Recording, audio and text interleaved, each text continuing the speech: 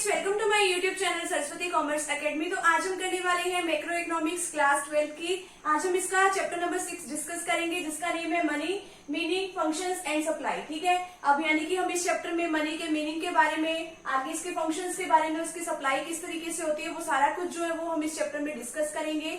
तो ये जो है इसकी छोटी छोटी आपको वीडियो सेशंस भी मिल जाएंगे और एक जो है वन शॉट में आपको पूरी वीडियो जो है इस चैप्टर की मिल जाएगी। ठीक है, और उसका जो लिंक है आपको डिस्क्रिप्शन बॉक्स में नीचे मिल जाएगा। ठीक है, अब देखिए, चलो समझते हैं कि मनी क्या होता है। अब मनी का तो आप लोगों को पता ही है कि अब जब भी आप कोई भी सामान खरीदने जाते हो तो वो सामान पैसों का ही लेके आते होंगे ना, कोई फ्री में तो आपको वो सामान देता नहीं है। तो आप क्या करते हो, मनी देते हो ना, उसके बदले में पैसे देते हो। ठीक है, अब आपको कोई 10 रुपए का बिस्किट खरीदना है तो उसके लिए आप क्या दोगे, 10 रुपए का नोट दोगे ना उसको कि हाँ भी 10 रुपए तू ले और मैं अपना क्या लूंगा, बिस्किट लूंगा। ठीक है, तो इस तरीके से मनी का तो सिस्टम आज के टाइम में है। पहले के टाइम में क्या होता था, पहले के टाइम में मनी वगैरह कुछ नहीं होती थी। पहले के टाइम में बार्टर सिस्टम होता था। बार्टर सिस्टम में ऐसा कुछ मनी का तो कोई रोल ही नहीं था। ठीक है, अब उसमें तो क्या होता था कि जिसके पास एक चीज पड़ी है वो दूसरे को दे देता था। ठीक है, मान लो मेरे पास चावल है, ठीक है, और मुझे चाहिए दूसरे से गेहूं। दूसरे पर्सन के पास क्या है, गेहूं है, उसको चावल की जरूरत है। तो मैंने क्या कर दिया, आपस में हमने अपने गुड्स जो है एक्सचेंज कर ली। पैसों का तो कोई रोल ही नहीं था।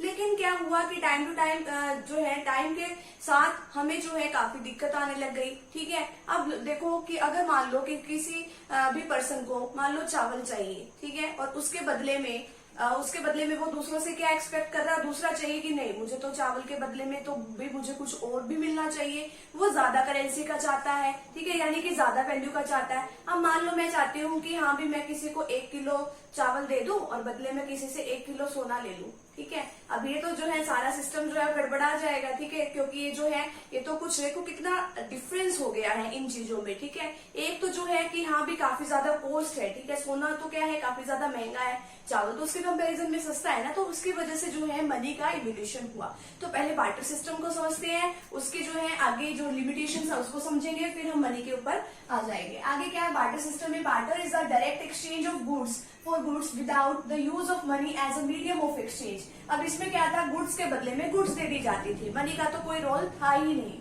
आगे क्या है, ड्रॉबैक्स। ड्रॉबैक्स का मतलब होता है कमियां। बार्टर सिस्टम में क्या कमी थी, डिफिकल्टी इन डबल को इंसिडेंस ऑफ बॉन्ड्स। अब इसमें क्या है कि हाँ भी जो चीज मुझे दूसरों से चाहिए वो तो दूसरे के पास अवेलेबल है। मान लो मुझे किसी से चाहिए कि हाँ भी 1 किलो राइस चाहिए मुझे, ठीक है, वो तो दूसरे पर्सन के पास है। अगर दूसरे पर्सन को मुझसे 1 किलो गेहूं चाहिए तो वो मेरे पास नहीं है। तो इसी तरीके से किसी भी गुड्स के टर्म में हो सकता है कि जो चीज मुझे दूसरों से चाहिए, ठीक है, वो दूसरों के पास तो अवेलेबल है या मेरे पास तो अवेलेबल है, लेकिन दूसरों के पास अवेलेबल ना हो सकता है ना ऐसा।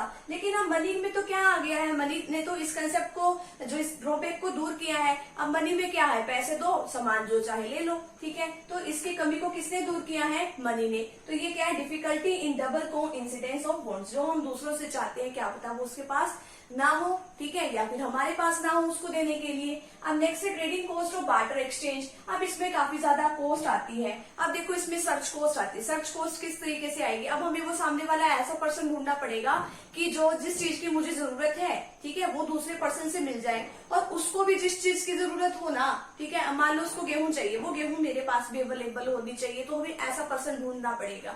तो ऐसा पर्सन ढूंढने के लिए कॉस्ट भी तो आएगी। तो वो जो है इसके अंदर कॉस्ट बहुत ज्यादा आती है, जिसको हम सर्च कॉस्ट के नाम से भी जानते हैं। नेक्स्ट है lack of common unit of value. अब हमें जो है उसकी वैल्यू का ही नहीं पता होता कि कितने की है। अब आज के टाइम में आपसे पूछ ले कि आपके पास जो गाड़ी है वो कितने रुपए की है, ठीक है, तो आप बोलोगे 5 लाख की है, 10 लाख की है या 15 लाख की है। तो पहले के टाइम में तो मेजरमेंट जो है हम कर ही नहीं सकते थे, हमें पता ही नहीं होता था कि कौन सी गुड्स कितने रुपए की है। तो ये भी इसके अंदर कमी थी। नेक्स्ट है difficulty in store of wealth और वैल्यू। आज के टाइम में अगर आपको कह दिया जाए कि पैसों को स्टोर करना है तो आप जो है कहीं उसकी सेविंग्स कर सकते हो ना। लेकिन पहले के टाइम में क्या, आप गुड्स को स्टोर करके रखोगे, गुड्स भी पेरिशेबल नेचर की होती है, वो भी खराब हो जाएगी। तो आप उस टाइम में जो है स्टोर वगैरह जो है, जो वेल्थ को यानी कि मनी को आप स्टोर नहीं कर सकते थे, लेकिन आज के टाइम में तो कर सकते हो मनी को। आगे क्या, lack of a system for future payment. अब ऐसी भी कुछ पेमेंट्स होती हैं यानी कि जो आपको फ्यूचर में करनी है, ठीक है, जिसको आप डेफर्ड पेमेंट के नाम से भी जानते हैं कि हाँ भी आपको फ्यूचर में वो वाली पेमेंट जो है वो करनी है। अब आपको फ्यूचर में वो वाली पेमेंट तो करनी है, लेकिन अब फ्यूचर में मान लो आपने किसी से आम खरीद लिए, मैंगो खरीदे आपने। अब मान लो आपने कहा कि हाँ भी मैं 5 या 6 महीने के बाद वो जो मैंगो है वो आपको वापस करूंगा, ठीक है, या करूंगी।